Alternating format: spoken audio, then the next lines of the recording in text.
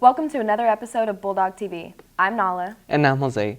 On this episode of Bulldog TV, we have stories on bilingual community service learning, parking, and more.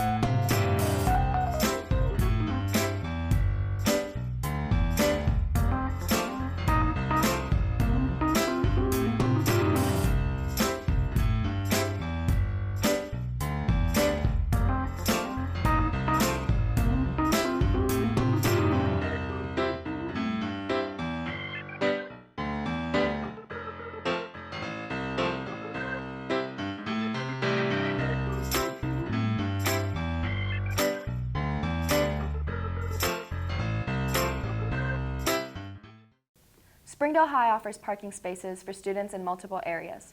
There have been a lot of questions concerning parking. Tony and Samuel talked to Mr. Eichenberger about the issue.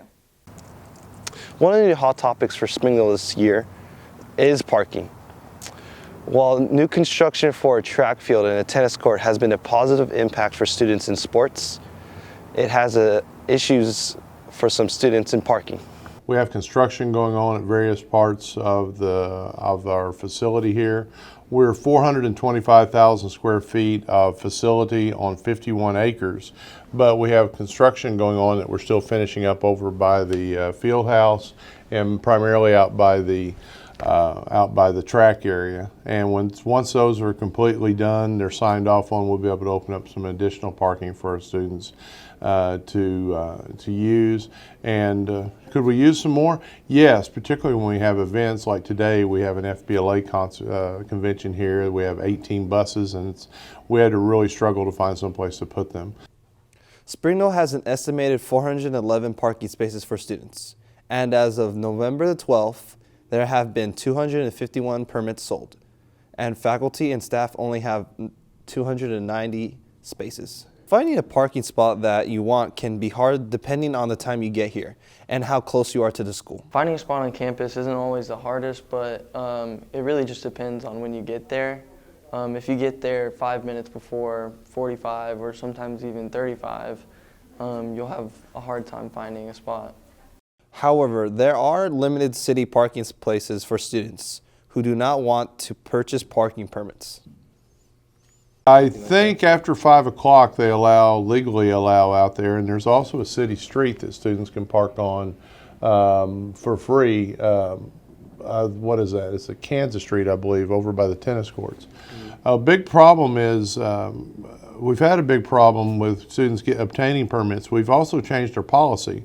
If I've sent it out as an email in our remind, a student presents a valid student ID and is 16 years of age and has the form signed by his parents, the student can get a parking permit. So that's a little bit different. You know, we're not looking for a driver's license at this point in time, is what I'm trying to say. So as long as the parents sign off on that, and we assume that you have a driver's license, but you can go ahead and get a parking permit with your student ID if you're 16 years old. Okay. Even though students are allowed to park on school campus, some students take advantage and get their parking permits revoked and booted or towed.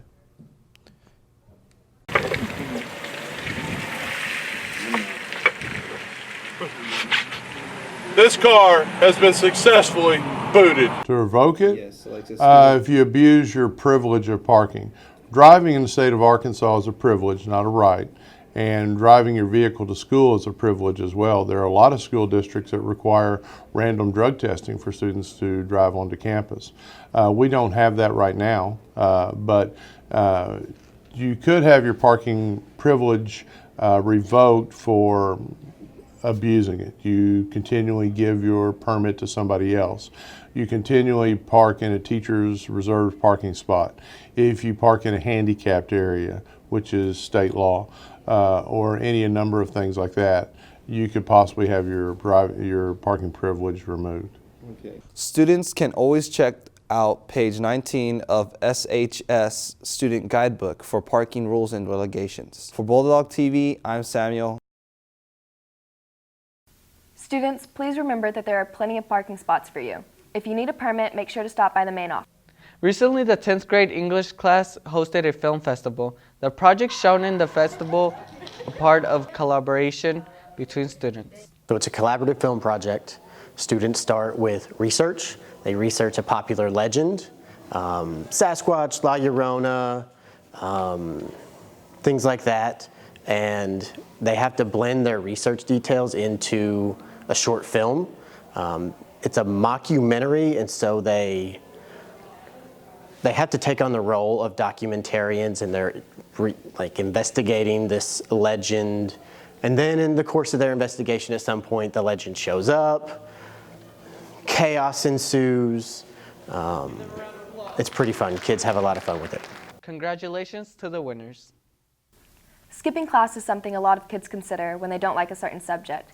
But Kayla and Samara are here to explain why that's not such a good idea. One of the reasons students can lose credit is due to truancy.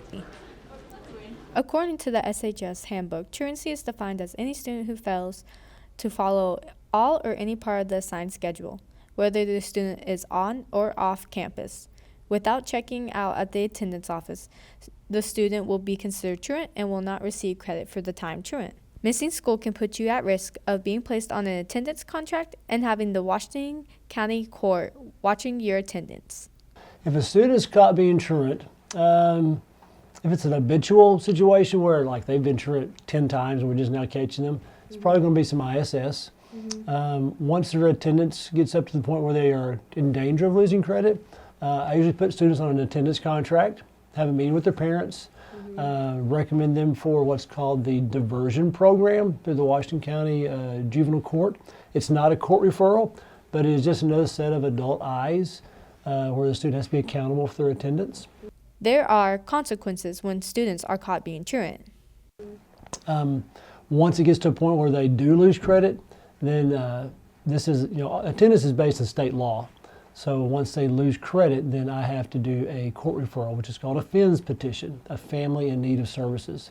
And they will get a court date, and they have to stand before the judge and be accountable now to the judge in an official capacity for their attendance. There seems to be a common thread as to why children are truant. The students that are skipping, they have a lack of motivation. They just say they don't want to be here. Their friends want them to go somewhere with them. There's not a common reason. It's just they just don't want to be here. They don't have any motivation to go to class. They don't see any value in it, but part of my job is to try to get them to understand that this is the beginning. A high school diploma is the beginning for whatever they want to do after they graduate. Students who have things that happen unexpectedly that may affect attendance need to make sure to talk to their principal. If a student has, life happens. So if a student has an unexpected issue that arises, I will definitely work with them. And I put that in the attendance contract. So most of the time when students are in that situation, I've already talked to them, and I just tell them you need to be accountable to me for your attendance. So if some unexplained issue happens, just have your parent or your guardian call the office or write me a note so I know, and I don't count those kind of things against a student's attendance. To encourage students to attend school, the school admins have started a reward system. We've actually started a new program this semester. It's called the Bulldog Rewards Incentive Program.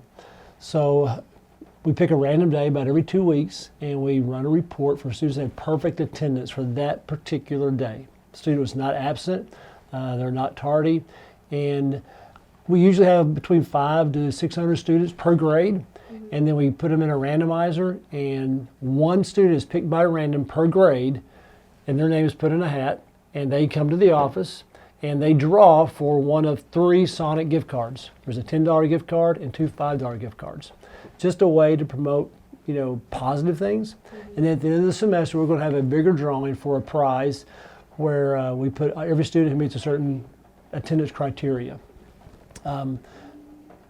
those students will always put into a drawing and they will win a larger prize at the end of the semester. So we are trying to do some things to promote positive attendance decision making. So avoid skipping class, Bulldogs. We have a new face in our science hall. Jeanette and Peyton introduce us to a new staff member, Mr. Chen. All the way from Texas, Mr. Chen is a new face in the science hall. It's a very nice neighborhood up here. The area is very beautiful, and it is a very nicely friendly and very close community. Springdale is a very nice place to live as well, so that's why I chose Springdale. Each student has their own learning style, but Mr. Chen is handling the classroom challenge quite well. Everyone's very positive, everyone's very supportive of each other, and the kids are, in general, really want to learn. Video games may or may not be seen as a sport by many, but Mr. Chen alongside Mr. Luke are giving students with a love for video games a chance to compete against others. So esports is basically competitive video game. Our league specifically allows us to play 3 separate games. One game, League of Legends, another game, Smite, another game, Rocket League. So we compete against other high schools to see who's the best one. One such gamer is Eddie Com, a member of our esports team. Mr. Chen is a really good coach because he's played the game before, so he knows like really good strategies we should try and how we can have better teamwork when we're competing in those games. You know how to do it now, right? You need to get a hair more aggressive. You're good still. Your hair more aggressive. Esports has also given Eddie, alongside the rest of the esports team, a place to make long-lasting friendships. I met some new people I've never met before, so that's like some new friends that we've made for each person. Welcome to the Bulldog family, Mr. Chen, and good luck to the esports club. Here at SHS, there are quite a number of students who speak 2 languages. SHS has a class focusing on using your 2 languages to help others. Asamu and Erickson have the story. There are different ways to give back to our community as a student at SHH. One of those ways is by taking the class Bilingual Community Service Learning. Students in that class use their native language to help others. What I do during the Bilingual Community Service Learning class, well, in the beginning, we were getting prepared to actually go to the elementary school that we go to, Lee. We go in the mornings and afternoons. Well, we were preparing how to read in front of a little kid, doing activities, what they would enjoy, but especially for them to learn their language, their heritage language, either Spanish, Marshallese. So in bilingual community learning, what we do is we teach kids Spanish and English, and it's based on their needs. So if we see that they're proficient in Spanish, we'll teach them a little bit of Spanish, but mainly English if they're not, where they should be. Having a bilingual student really helps the student with their second language. The students in bilingual help the elementary student how to read. I think having a bilingual student helps the kids because we're teenagers. Kids love us. Whatever we say, they say. Whatever we do, they do. So if we make learning fun, they're gonna enjoy it. If we say, "Oh, you should continue learning," they're gonna continue learning because we're an example for the little kids. If we say, "Oh, you should use this app," we're all using it, they're gonna use it. And if it's like a learning tool, they're still gonna use it because we're using it. So we're the example for them.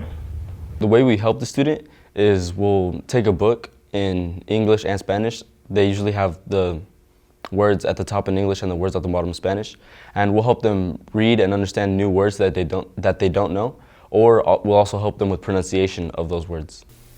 Bilingual is a strength because it makes learning fun for the students. Being bilingual is a strength because you go out to a community, you help people, you know 2 languages, and it sets you apart from others that don't know 2 languages.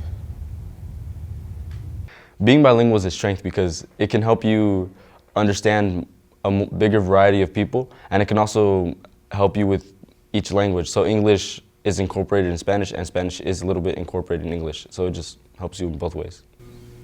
For Bulldog TV, I'm Erickson.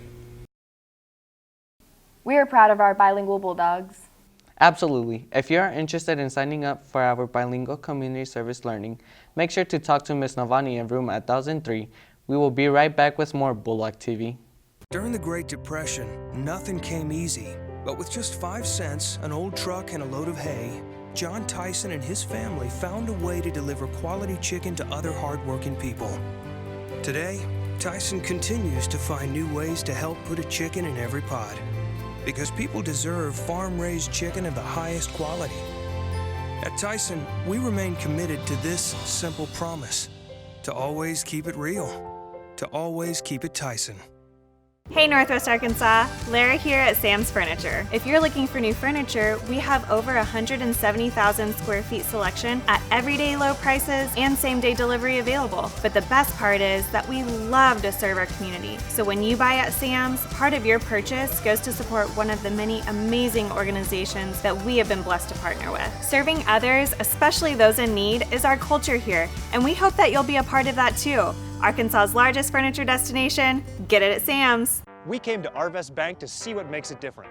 It's a community bank that really reaches out to the customers to make them feel special. I feel special every time I come in here. They want to be involved in the community and want to be part of the community. They support our university, our athletic department. They've told us that they could have a fleet of volunteers there to help this year if we needed. I see them at a lot of our Hispanic community events that we do. I can't think of another bank in the city that has such a big community presence as Arvest. Arvest Bank, our customers say it best. Welcome to McClarty Daniel Country. With 6 giant locations and over 3,000 vehicles, Northwest Arkansas is McClarty Daniel Country. Stop by one of our showrooms today to shop our full lineup of cars, trucks, and SUVs. McClarty Daniel is proud to be your premier automotive destination. Need service? We work on all makes and models 6 days a week. Plus, our full-service collision center can repair anything, from a minor ding to a major collision. Have you visited McClarty Daniel Country? Visit us online at mcclartydaniel.com. Recently, our Bulldogs in the Law Academy walked through a crime scene from the book Frankenstein. Harris and Orlando were right there on top of the story, showing us what it's like. Imagine it, a laboratory, body parts, signs of struggle, and blood. What all seems like details from a horror movie were actually a part of the Law Academy's annual senior trial project. To start the project out, the seniors read the book Frankenstein by Mary Shelley. Following the reading, students are assigned various roles. Throughout the trial, many students learn new skills that will help them later on in their career. I did learn some new skills during the trial. My team did some hands-on stuff. We called to dispatch. We were communicating with dispatch. Secured the scene. My officers were interviewing. We learned that. We arrested our person. I learned skills like from responding to a radio call, learning more 10 codes, how to deal with witnesses, like they were freaking out and stuff, and I was acting and all that, but it gives me a better idea of what police officers go through every day. Introducing yourself to the court. The students in the Law Academy enjoy being a part of the trial and overall enjoy interacting with each other and learning new skills. The overall experience of the trial was like a roller coaster. We were like, okay, it's gonna be good, and then once we were going in, we were like, I don't know, because there's a lot of arguing, there is a lot of drama, people telling what to do, but that was the whole point of us doing the trial, so we can know how to do teamwork. We can know how to turn in our work on time. And then by the end, I could say that I was really proud of each and everybody. They did their role, they did their part. It was a great trial, and from the responses of our teachers, they loved it, and we all did. At first, it was stressful, but then when I was done with my part, it was like I had fun, because I see, like, even though the whole group were like arguments and stuff, I kind of see like how the trial brought us more together as a whole Law Academy. Wow, that was a good learning experience for our Bulldogs. Great job. Students gathered for an academy prep and an exciting announcement. Ivan and Luann have the story. The Arkansas Assistant Principal of the Year.